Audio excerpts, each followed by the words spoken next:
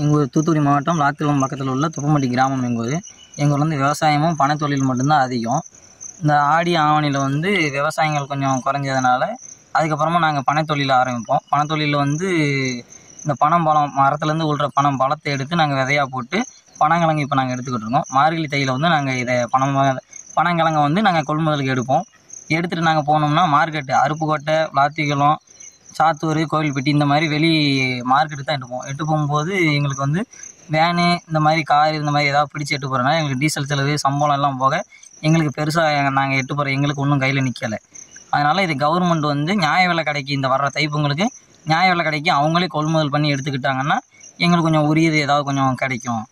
இதனால் கவர்மெண்ட் சைட்லேருந்து எங்களுக்கு இந்த லோன் வசதி இந்த மாதிரி எதுவுமே கிடைக்க மாட்டேங்குது எங்களுக்கு பனை தொழிலாளிகளுக்கு.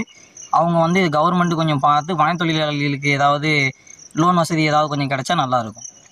பேர் தம்பி? பழனிசாமி.